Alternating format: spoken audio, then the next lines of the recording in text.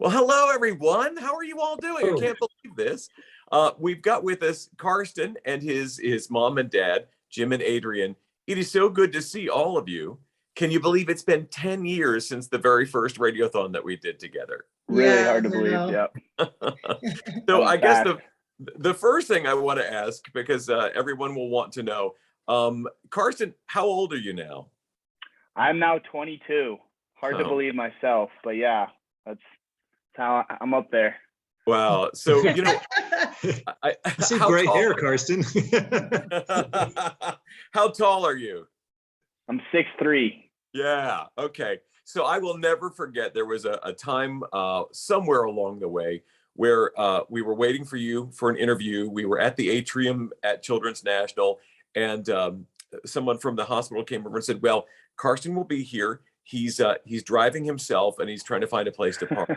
I remember that. Yeah, I remember that one. We just couldn't believe it. What do you mean he's driving? And then one year you showed up, you got a full beard going on. Just crazy. Oh, God, he has no beard right now. Yeah. I haven't seen him without a beard for a very long time. That's funny. Why'd you shave, buddy? So it's actually kind of a product of, I guess, the situation that I have. So like the electric clippers that I have, I don't have any of the guards that like clip onto it. So it's kind of like an all or nothing type scenario that I'm in right now. It's either let it grow really big and not be able to do anything about it, or just, full cold turkey, no more beard. So I went with the latter there. That's hilarious. That's great. Yeah.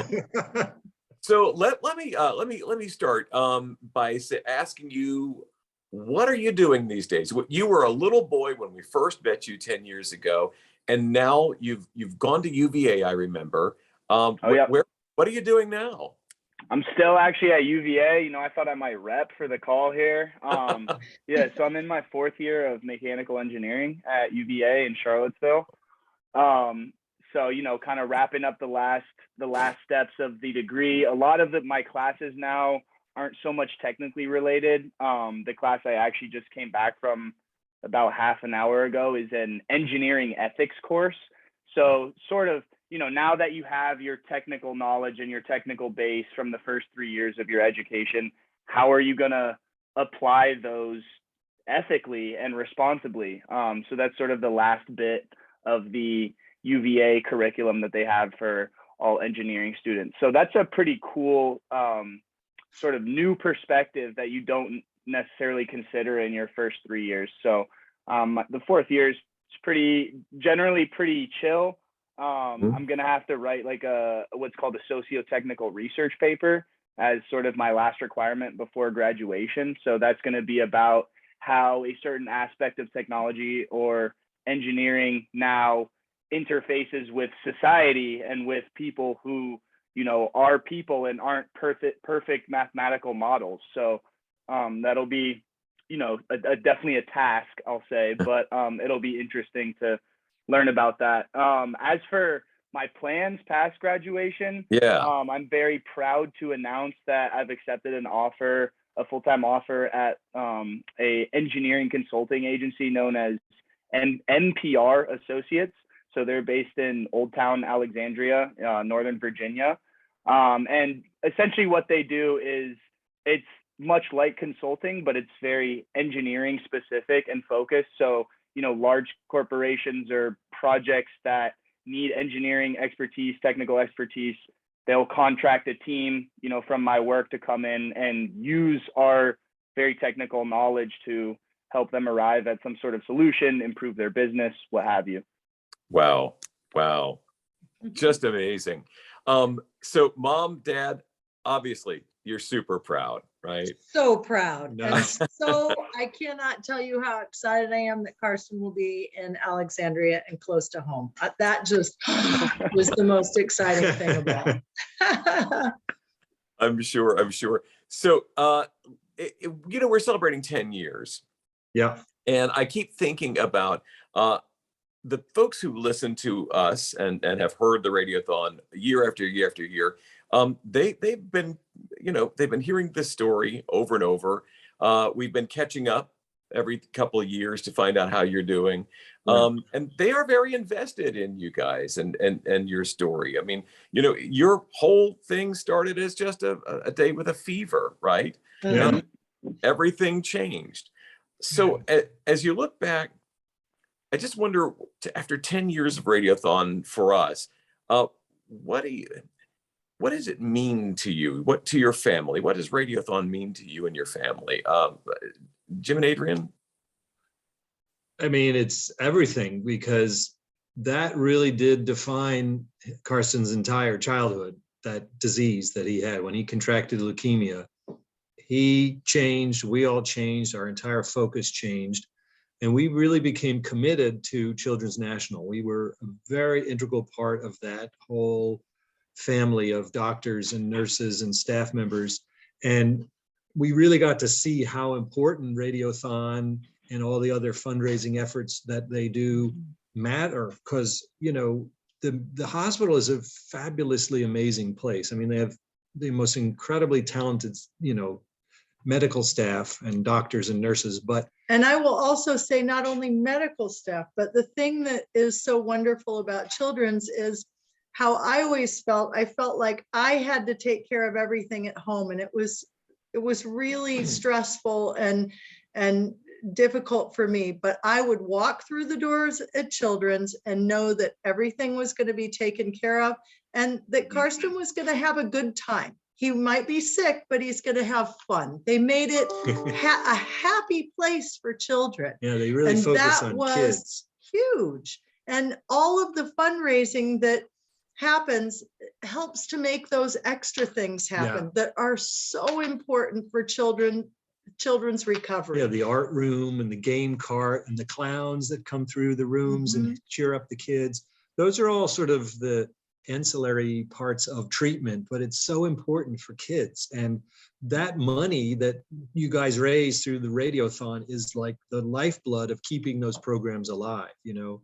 And the other cool thing is, not only did we benefit, but so many other people benefit from that fundraising. For example, I know, because I've heard it so many times and I know it's true, that the hospital gives away like $60 million a year in free medical care to people who can't afford it. Yeah. And that is a direct result of all of the amazing donors that donate through the Q102 Radiothon.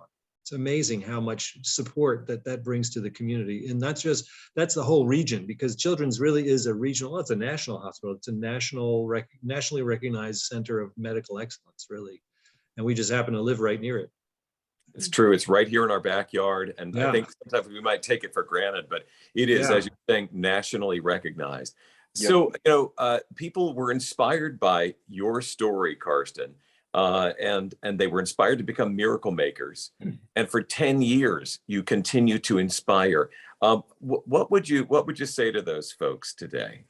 First of all, I'd say that I'm humbled that I can inspire, you know, that much sort of action on behalf of Children's National.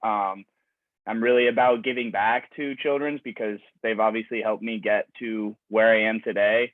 I'm also really grateful to everyone at Radiothon, because aside from the very tangible benefits that come from Radiothon that my parents just touched on, I think one thing that was great about that was just I had an opportunity to, you know, speak and share my story and be heard, and it sort of instills this confidence in you and gives you life skills, you know, that you can use in your everyday your everyday, you know, day-to-day tasks, in your everyday progressions. So I'm really thankful for that. You know, each person that calls and pledges to be a miracle maker, that takes a lot. You know, it's easy to be comfortable where you are. It's easy to, you know, do the things that you do every single day and just keep it that way. And it's also very easy to say, hey, that won't be me. You know, I won't need that funding one day for my own personal interest, whether it be my kids, my grandchildren, or what have you. So, and I think that with our story, we of course thought that everyone thinks that it won't be me. And then just in one day it can change. And, you know, it doesn't even necessarily have to be blood cancer. It can be some terrible accident in the backyard when you're mowing the lawn or jumping on the trampoline or something. So I think that, you know, everyone can be affected. Definitely pretty much everybody knows somebody that's affected. And so acting to benefit one's personal sphere of influence is really important too. So I commend those many people that have become miracle makers from Q102. Well, that's well said for sure. I've got a question, Jim and Adrian. So would you like to say anything specifically to the folks who have been miracle makers all these years because of your story? You know, yeah, I would love to just personally say thank you. I haven't met them, but we have totally benefited from them as a family.